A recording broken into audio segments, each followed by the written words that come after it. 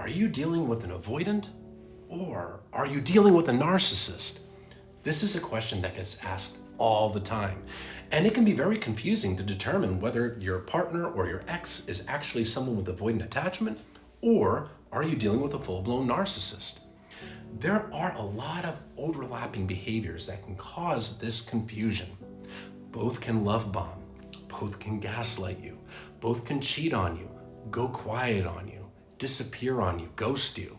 Both can abruptly end a relationship. Both can be very selfish in a relationship and appear to lack empathy. However, there are some very distinct differences. First, avoidant attachment. It is an insecure attachment style. This is a learned behavior that goes back to this person's childhood where they experienced consistent childhood emotional neglect. And they developed this attachment style as a way to protect themselves and manage their environment as a child. As an adult, it becomes maladaptive, meaning it doesn't serve a good purpose. These insecurities that they develop, these fears that they develop, actually harm and damage relationships.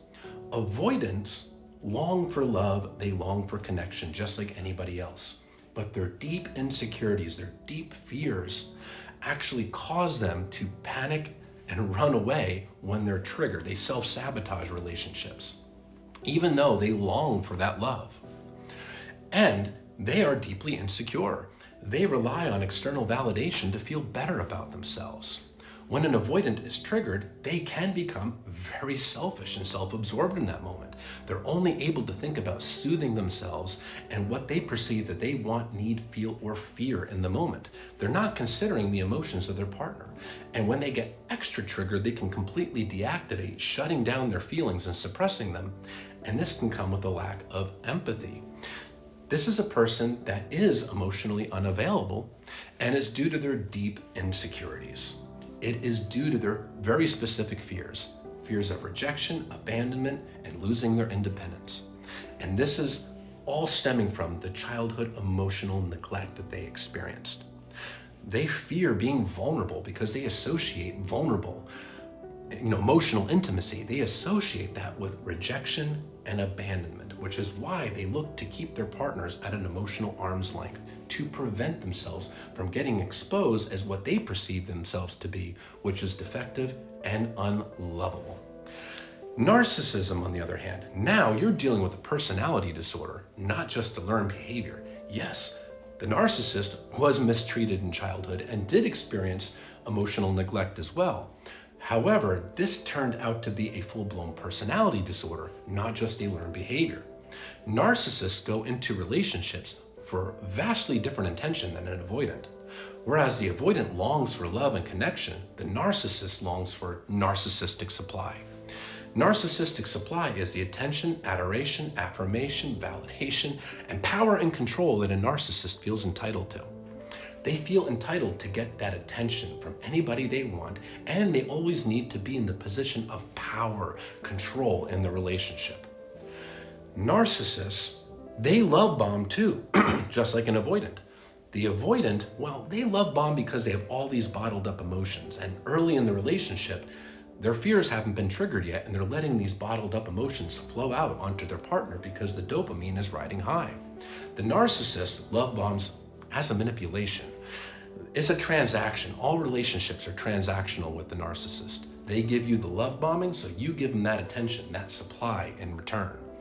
Early in the relationship with the narcissist, you are the shiny new toy. You're making them feel good. They view partners actually not as an independent, autonomous being, but as an extension of themselves. And because they've convinced themselves that they are perfect, they deserve a perfect partner too. So they put their partner up on this pedestal early on. But over time, everyone's human and their partner begins to reveal their flaws. The narcissist can't have this because they're perfect, they deserve a perfect person. So they begin to devalue this person. This is the second stage of a narcissistic relationship, devaluation.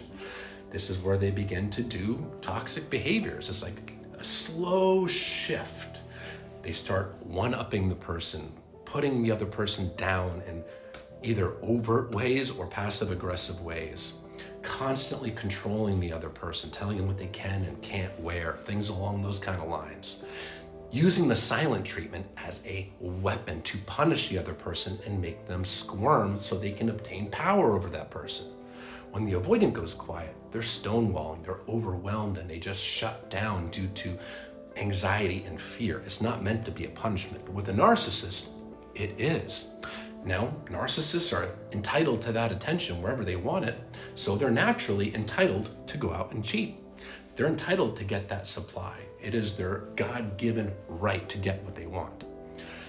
Narcissists are pathologically unable to take accountability. This is because they form something as their false self.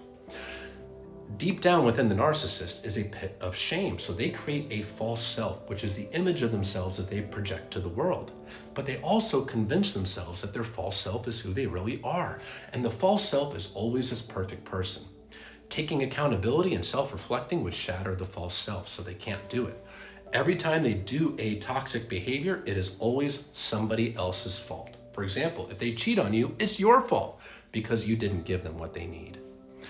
Avoidants, yes, they can struggle to take accountability as well, but usually not to the same degree as a narcissist. And an avoidant is much more likely to say things along the lines of, I'm just not ready for a relationship, you deserve better, etc., etc. The narcissist is more likely to tell you that you can't find any better than them, and they are the best you're ever going to find. Also, when the relationship ends, a narcissist is more likely to launch a smear campaign against you. This is not very common with avoidants. Can they do it? Sure, very uncommon.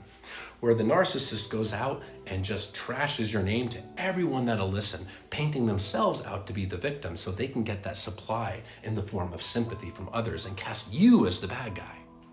Narcissists are also more likely to turn their children against the other parent as a punishment, a manipulation. It makes them feel powerful. Keep in mind, a narcissist enjoys seeing their partner hurting.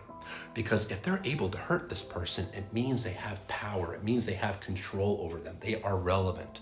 Seeing you in pain will make a narcissist feel good. It does not have that effect on an avoidant.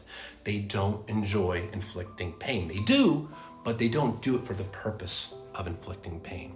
Narcissists are also more likely to use triangulation, which is using a third person as leverage to manipulate their partner, to make their partner think that the narcissist is right and they're the problem, etc., etc.